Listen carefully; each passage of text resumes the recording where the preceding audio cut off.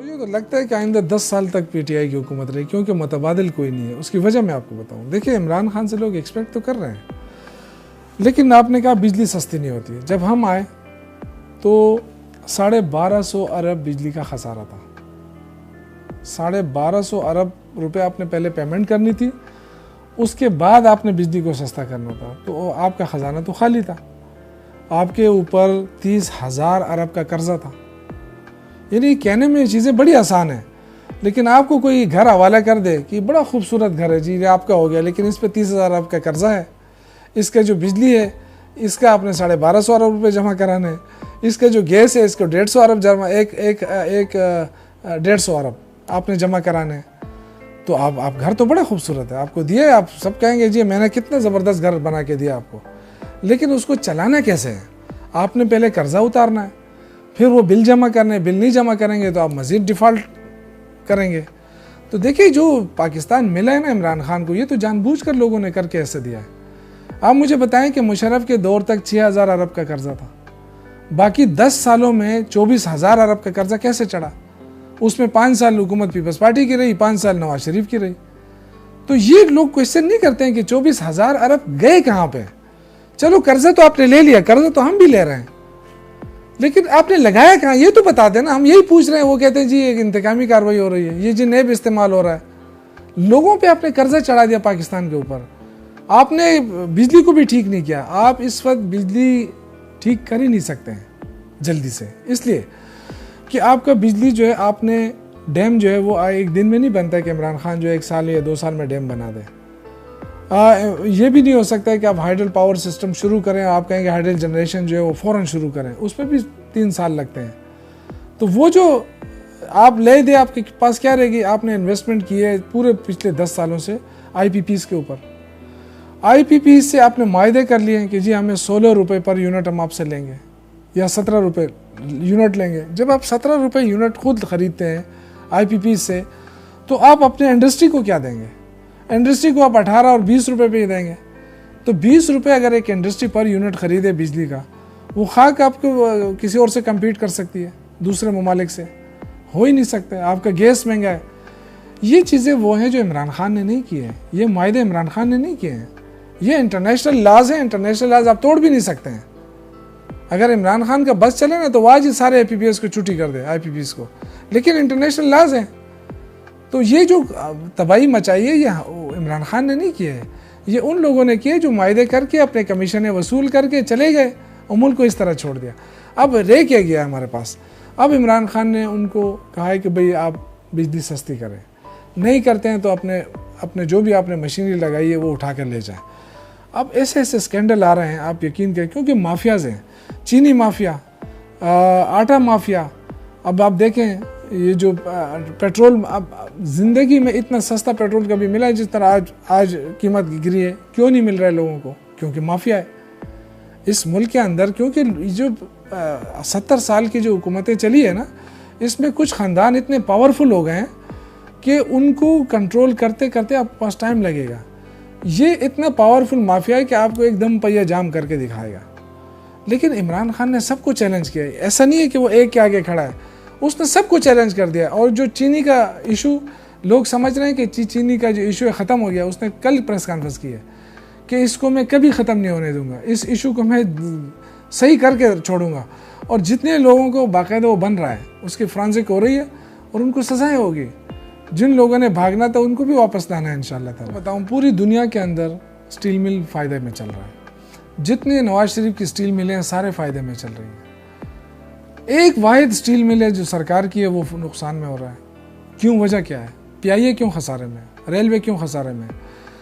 जहाँ पे 5 बंदों की ज़रूरत है वहाँ आपने 500 लोग भर्ती किए हैं। आप कहते हैं जी आपने तो कहा था हम बेरोज़गार नहीं करेंगे। अच्छा, बेरोज़गार नहीं करेंगे, लेकिन आप मुझे बताएं कि 5 की जगह 500 बंदे बैठे हैं, कैसे चलाएं आप? दूसरी बात यह है कि देखें, बहुत सारी चीज़ें ऐसी हैं कि हुकूमत उसको सब्सिडाइज़ कर रही है। आप मुझे बताएं कि स्टील हम पैदा कर रहे हैं, स्टील हम बना के दे रहे हैं, और साथ इतना खर्चे बर्दाश्त करने के बाद हम कहते हैं जी 200 अरब रुपए इसमें खसारा है, ये अभी आप दें। तो जब आप 200 अरब रुपए खसारा में चला रहे हैं स्टील मिल को, वही स्टील मिल आप प्राइवेटाइज कर दें, वो आपको प्रॉफिट देगी कम से कम। अगर प्रॉफिट ना भी दे तो 200 अरब तो आपके बच जाएंगे जो आप उधर दे रहे हैं। तो इसमें देखिए फैसला करना पड़ता है, बाकी हुकूमतें फैसला नहीं कर सकती थी। अब ये पॉलिटिकल इशू पीपल्स पार्टी बनाकर रख रही है, लेकिन पीपल्स पार्टी ने आज तक कोई फार्मूला नहीं दिया है कि ये जो स्टील मिल है हम किस तरह इसको चलाएं। PIA का कोई फार्मूला इनके पास नहीं है। देखिए इमरान खान ने ये नहीं कहा कि मैं नौकरियां दूंगा, लेकिन ऐसे नौकरी दूंगा जिससे वो इदारा ही ख़त्म हो जाए। ये कभी भी कमिटमेंट नहीं किया उन्होंने। नौकरियां जिसका जो मेरिट पे होंगी नौकरियां, ये सबसे ऊपर बात है मेरिट के ऊपर।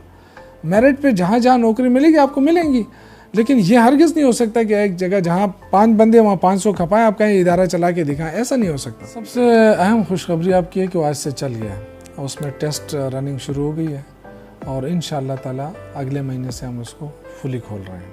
ये गलतफहमी है लोगों की कि जो बना नहीं है। ITS निज़ाम जो है उसका कंप्लीट हो गया, उसका जो सिविल वर्क था वो पहले से कंप्लीट है। मेरे ख्याल से जो उसका टेस्ट रनिंग है, जो ड्राइवरों को ट्रेनिंग दी जा रही है, वो शायद 15 जुलाई तक वो ट्रेनिंग वो ले लें। और अभी भी आप देखें कि बसें चल रही हैं उसके ऊपर, वो इसलिए चल रही हैं कि वो ट्रेनिंग दी जा रही है कि कहाँ पे आपने रुकना है, कैसे आपने ब्रेक लगाना है, कैसे लोगों को उतारना है, वो ट्रेनिंग दी जा रही है उनको। और इंशाअल्लाह ताला इस जुलाई के अंदर ही हम आपको शुरू करके दिखा देंगे। जो लोग गलतफहमी का शिकार हैं कि जी BRT नहीं बनी है, BRT ने बड़ा ये बदनाम जो किया ये अपोजिशन ने किया है, क्योंकि उनको पता है कि BRT बन गया तो 3 लाख लोग अगर सफ़र करेंगे इसके अंदर और उनको बेहतरीन सफ़र की सहूलत मिलेगी, तो वो खाक NP को याद रखेगी या पीपल्स पार्टी को। और इसको ये कहने की बातें हैं, ये इतने बेहतरीन इंटरनेशनल स्टैंडर्ड की सहूलत आपको ट्रैवलिंग की मिलती है शहर के अंदर। आप तमाम गाड़ियाँ जो है, कोई मर्दान एबटाबाद से आता है अपनी गाड़ी वहीं रोकें डेपो के ऊपर, वहाँ से आप चढ़ें और आएँ, आयताबाद जाएँ, शहर के अंदर घूमें फिरें, फिर वापस उसमें जाएँ। 68 उसके अंदर हमने जो फीडर रूट्स डाले, वो तमाम के तमाम फीडर रूट्स इस वक्त वो कंप्लीट हो चुके हैं।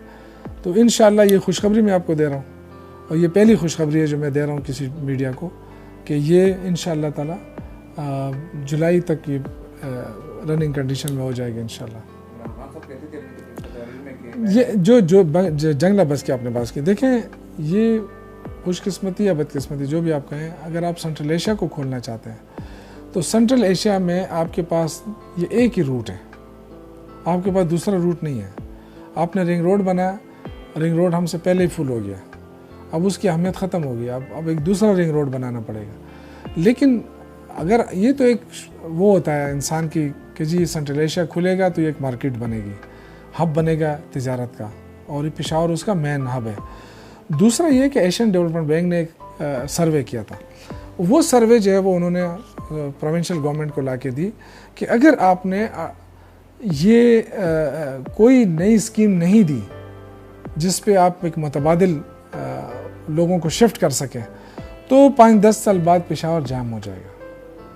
और ये जो कंडीशन आप देख रहे हैं ये इसलिए जाम हो रहा है कि आपने BRT खोली नहीं है। जब BRT खुल जाएगी, ओपन हो जाएगी सारी चीज़ें, और ये आपके 20-30-40 साल तक आपके लिए काम करेगा। ठीक है, ये प्लानिंग थी। एक और जो प्लानिंग थी BRT की, वो ये थी कि जहाँ पे आपका जो रेलवे ट्रैक है ना, ये उसके साथ जानी थी। लेकिन उस वक्त की जो हुकूमत थी वो उसको टैक्टिस करते रहे, डिले करते रहे। वो जो कौन साहब थे उस पर रेलवे के ख्वाजा, वो ख्वाजा गान जो है वो लगते रहे कि जी अभी हम देते हैं आपको यूनिवर्सिटी की हम बात ना मानते, और वो चीज़ फैल जाती कि जी इनको बताया गया था, रिपोर्ट्स आ गई थी कि आपने मुतबादिल रूट देना है, आप नहीं दिया, और आज ये शहर का ये हाल हो गया। तो ये बहुत सारी चीज़ें ऐसी थी जो हमने उसको देख के किया है। बताऊँ, सबसे पहली बात तो ये कि इसमें 13.5 किलोमीटर एलिवेटेड है ऊपर, और वहाँ तकरीबन कोई 3 किलोमीटर है गालिबन, या 4 किलोमीटर है। तो ये तो अब ऑटोमेटिकली इसका खर्चा बढ़ जाता है जब आप पुल बनाते हैं। एक ज़मीन पे रूट बनता है, एक ऊपर पुल बनता है, तो एक तो ये एलिवेटेड है। तीसरा ये है कि इसके अंदर 3.5 या 4 किलोमीटर अंडरग्राउंड है, जबकि वहाँ पे बहुत कम है उसके मुकाबले में, गालिबन 1 किलोमीटर है या इससे भी कम है। तीसरा जो है उनके पास अपनी बसें नहीं है। ये मेन चीज़ आपको बताऊँ, लाहौर के BRT तो मैंने चैलेंज किया, कोई आ नहीं रहा है मेरे साथ। ये तो मैंने सारे उनकी जितनी लीडरशिप है वहाँ लाहौर में बैठ के मैंने उनको चैलेंज किया है कि आप आएँ, अगर हमारी सस्ती ना साबित हुई तो मैं रिज़ाइन कर दूंगा, और अगर आपने साबित नहीं किया तो आप रिज़ाइन करें। कोई आ नहीं रहा है, मुस्लिम लीग नून का कोई भी नहीं आ रहा है।